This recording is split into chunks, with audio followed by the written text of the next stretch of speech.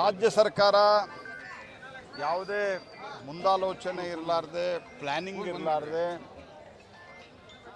Guarantee ಅಂತ ಘೋಷಿಸಿ ಆ ಗ್ಯಾರಂಟಿಗಳನ್ನು ಅರ್ಧಂಬರ್ಧ ಮಾಡಿ ಇವತ್ತು ಜಗತ್ತಿನಾದ್ಯಂತ ಎಲ್ ನೀನೋ ಮತ್ತು ಜಾಗತಿಕ ಯುದ್ಧ ಇತ್ಯಾದಿ ಕಾರಣದಿಂದ ಅನೇಕ ರೀತಿಯಾದಂಥ ತೊಂದರೆಯನ್ನು ಜನ ಅನುಭವಿಸ್ತಾ ಇದ್ದಾರೆ. ಅದರಲ್ಲಿ ತೀವ್ರ ಬರಗಾಲ ಜಗತ್ತಿನ ಭಾಳ ದೇಶಗಳಲ್ಲಿ, ನಮ್ಮ ದೇಶವೂ ಸಹಿತ ಭಾಳ ದೇಶಗಳಲ್ಲಿ ಬರಗಾಲ ಬಿದ್ದಿದ್ದರಿಂದ ಎಲ್ ನೀನೋ ಪರಿಣಾಮವಾಗಿ ಅನೇಕ ಕಡೆ ಬೆಳೆಗಳು ಎಷ್ಟು ಬರಬೇಕಾಗಿತ್ತು, ಅಂದ್ರೆ ಅಗ್ರಿಕಲ್ಚರಲ್ ಪ್ರೊಡ್ಯೂಸ್ ಎಷ್ಟು ಬರಬೇಕಾಗಿತ್ತು ಅಷ್ಟು ಬರಲಿಲ್ಲ. ಇದರ ಪರಿಣಾಮವಾಗಿ ಮೋದಿ ಸರ್ಕಾರ ಭಾಳಷ್ಟು ಪ್ರಯತ್ನವನ್ನು ಮಾಡಿ ಸಹಿತ ನಾವು ಬೆಲೆಯನ್ನು ನಿಯಂತ್ರಣ ಪ್ರಯತ್ನವನ್ನು ಮಾಡ್ತಾಯಿದ್ದೇವೆ, ಮುಂದೂ ಮಾಡ್ತೇವೆ. ಅದರ ಅವೈಲಬಿಲಿಟಿನೇ ಕಮ್ಮಿ ಆಗಿರೋದ್ರಿಂದ ಜಗತ್ತು ಮತ್ತು ಭಾರತದಲ್ಲಿ ಈಗಾಗಲೇ ಜನ ತೊಂದರೆ ಅನುಭವಿಸ್ತಂಥ ಅದು ನೈಸರ್ಗಿಕ.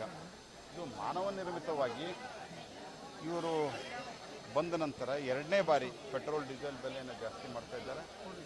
ಇದರದ್ದು ಕ್ಯಾಸ್ಕೇಡಿಂಗ್ ಇಫೆಕ್ಟ್. ನೀವು ಗ್ಯಾರಂಟಿ ಏನು ಕೊಟ್ಟಂಗೆ ಆಯಿತು ಅಂತ ನಾನು ಪ್ರಶ್ನೆ ಮಾಡ್ತೀನಿ. ನೀವು 3.5 ರೂಪಾಯಿ ಜಾಸ್ತಿ ಮಾಡಿದ್ರಿ, ಈಗ ನ್ಯಾಚುರಲಿ ಬಸ್ ದರ ಜಾಸ್ತಿ ಆಗುತ್ತೆ, ಹಾಲು ದರ ಜಾಸ್ತಿ ಆಗುತ್ತೆ, ಉಳಿದ ಎಲ್ಲ ತರಕಾರಿ ಬೇಳೆ ಕಾಳುಗಳು ಸೇರಿದಂತೆ ಅಕ್ಕಿ ಎಲ್ಲವೂ ಸೇರಿ ಜಾಸ್ತಿ ಆಗುತ್ತೆ. ಇದು ಕ್ಯಾಸ್ಕೇಡಿಂಗ್ ಇಫೆಕ್ಟ್ ಇದು.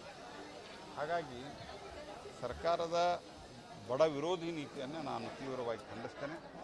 ಮತ್ತು ಇದು ಎರಡನೇದ್ದು, ಸರ್ಕಾರ ದಿವಾಳಿ ಆಗಿರೋ ಕಾರಣದಿಂದ ಈ ಕ್ರಮಕ್ಕೆ ಕೈ ಹಾಕಿದ್ದಾರೆ.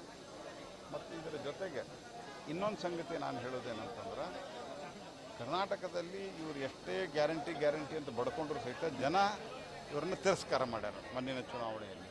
ಹಾಗಾಗಿ ಜನರ ಮೇಲೆ ದ್ವೇಷ ಸಾಧಿಸುವಂಥ ಕಾರಣದಿಂದಲೂ ಇದನ್ನು ಮಾಡಿದ್ದಾರೆ. ಇದೊಂದು ಬಡ ವಿರೋಧಿ, ಜನರನ್ನ ಒಂದು ಕೈಯಿಂದ ಕೊಟ್ಟು ಇನ್ನೊಂದು ಕೈಯಿಂದ ಕಿತ್ತುಕೊಳ್ಳುವಂಥ ಸರ್ಕಾರ. ಜನರ ಗಾಯದ ಮೇಲೆ ಬರೆ ಎಳೆದಿದೆ. ಇಡೀ ದೇಶದಲ್ಲಿಯೇ ಡೀಸೆಲ್ ಮತ್ತು ಪೆಟ್ರೋಲ್ ಬೆಲೆ ಕರ್ನಾಟಕದಲ್ಲಿ ಜಾಸ್ತಿ ಆಗಿದೆ, ಇಡೀ ದೇಶದಲ್ಲಿಯೇ.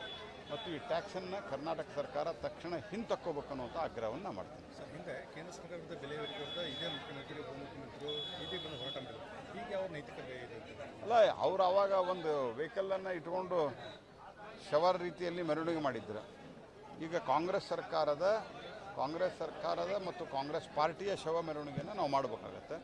ನಾವು ಇದನ್ನು ಹೋರಾಟ ಮಾಡ್ತೀವಿ, ತಕ್ಷಣ ಹಿಂತಕ್ಕೋಬೇಕಂತ ಆಗ್ರಹಿಸ್ತೀವಿ. ಹೌದು, ಅದು ಪ್ರತಿಭಟನೆಯನ್ನು ತೀವ್ರವಾಗಿ ಮಾಡ್ತೀವಿ. ಎಲ್ಲ ಕಡೆ ಪ್ರತಿಭಟನೆಯನ್ನು ಮಾಡ್ತೀವಿ, ಇಡೀ ರಾಜ್ಯಾದ್ಯಂತ.